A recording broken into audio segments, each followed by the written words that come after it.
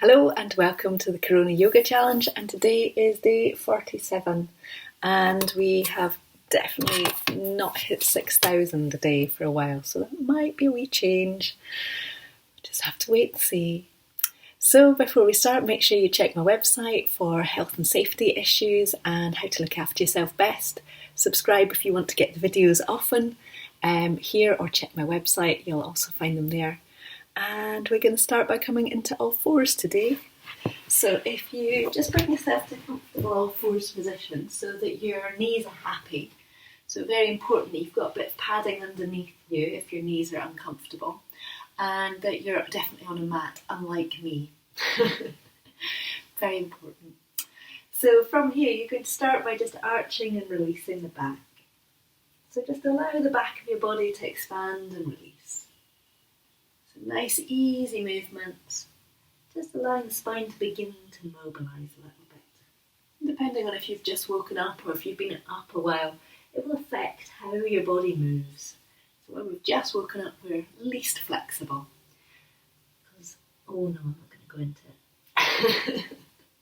Tempted, but I won't. And then bring yourself back to nice even all fours. We're going to take an arm and a leg out to the side, so you're going to stretch one leg and one hand all the way out and away, and then you're going to fold them in and towards you, and you're going to start to spread down through the hand that's still on the floor to see if you can lift up through your elbow and through your knee, and then you're going to extend out and come back to all fours, and then we're going to do the opposite side, same thing, arm and leg extend out and away, you fold in towards the centre, and it might be that your hand just stays up or your leg extends out a bit. It's absolutely fine. We all want to adapt so it feels really good.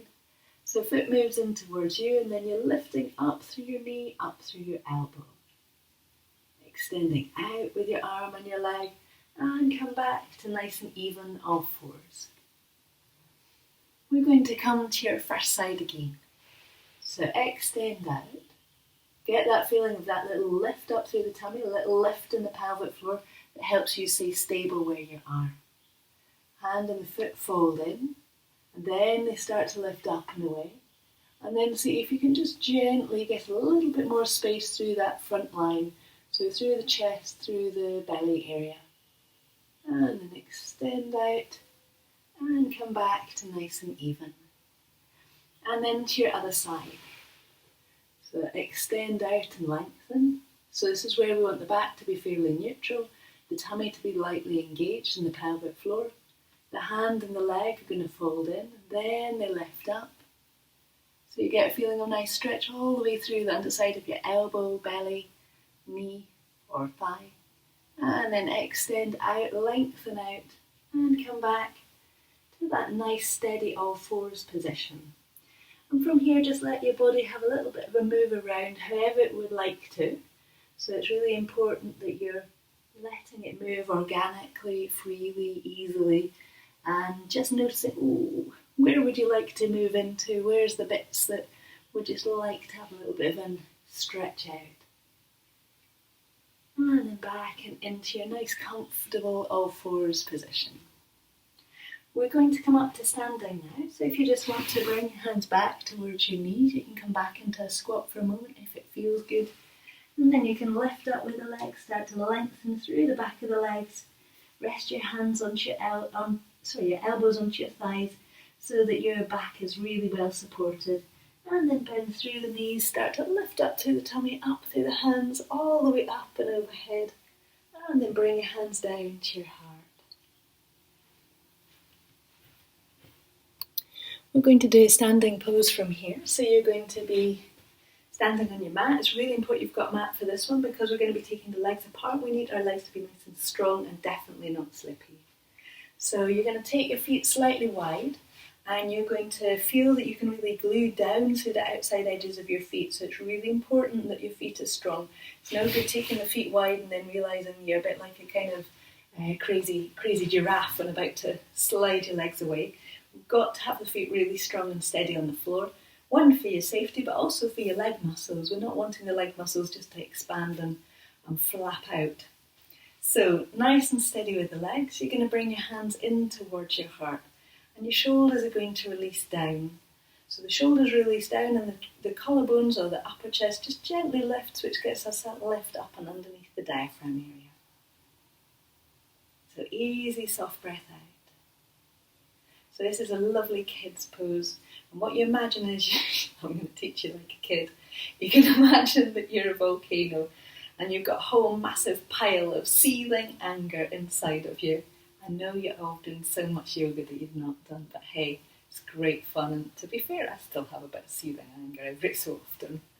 So imagine you've got just a anger boiling up inside of you and you are a little volcano, and slowly this anger comes higher and higher and higher, and then at some point it explodes out, and then the lava slowly seeps down the outsides of the volcano and spreads out across the land. Isn't that a lovely story? We're going to do that again. I promise you, kids adore this. Hands come in towards your heart.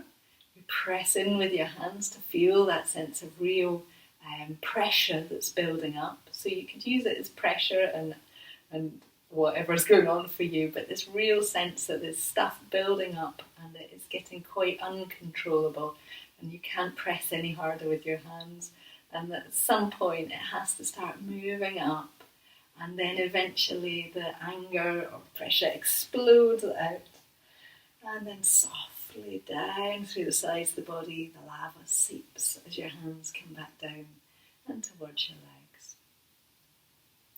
And then this leaves you feeling very calm and serene with all your troubles gone.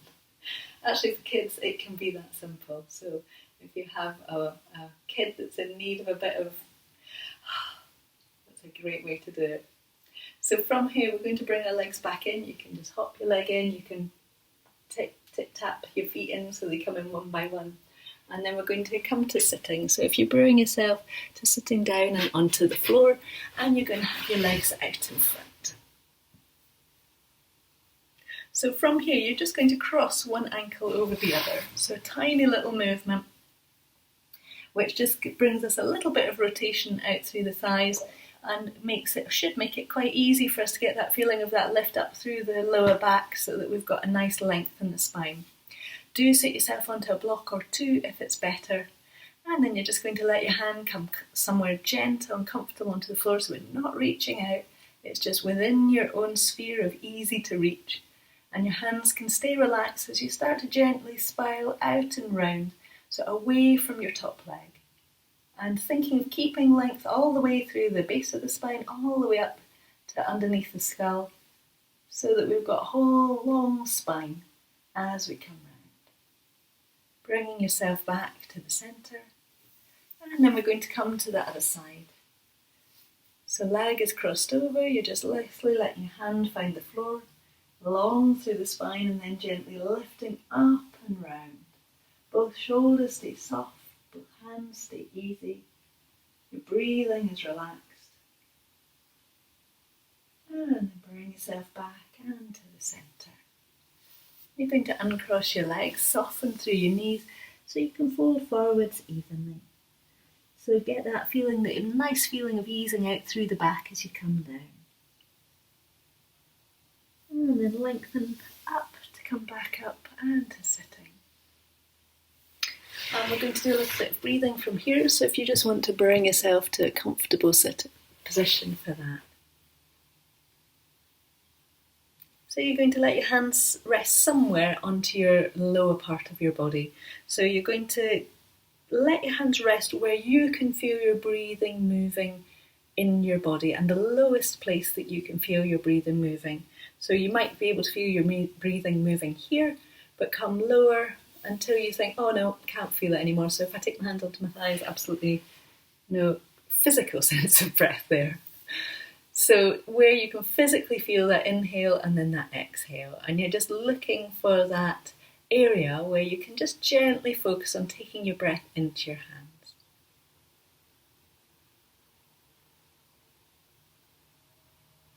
And you're looking for that nice easy flow of the movement of the breath. So inhale and exhale. So it's just like a kind of, I don't know, a gentle wave. Not one of those great big beautiful crashing ones, a gentle wave.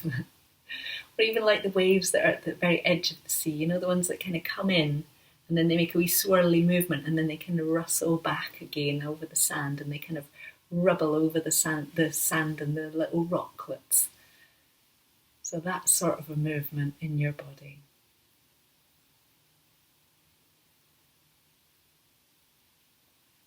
And just see if you can allow your breath to get more and more gentle and more flowing. So think, well, at least I find it really helpful to think of that quality of water or the quality of the way that things move in nature. Because they've got a real flow to them, a real easy movement. And that's ideally where we want to take our breathing to, so that whatever situation we're in, our breathing is moving in a natural and dynamic way to whatever the life situation that you're in.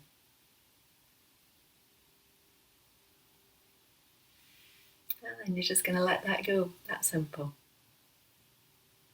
So my little challenge for you today is going to be just the feeling of sitting and being aware of the heart area, and as you sit quietly, allowing the heart area to feel like it can expand. And that might take you 10 seconds, it could take you 5 minutes, it could be longer if you wanted it to be. But just to enjoy exploring the sense of how does it feel if you feel like there's lots of space and that you can radiate out into it from the kind of centre of you. And my quote for you today, is from Ram Dass. From a Hindu perspective, you're born as what you need to deal with, and if you just try and push it away, whatever it is, it's got you. From a Hindu perspective, you're born as what you need to deal with. And if you just try to push it away, whatever it is, it's got you. Wise words. Hope you have a good day. I hope the sun shines a lot or a little, or if you don't like the sun, not at all. But I can't imagine that. Hope you have a good day. Thank you.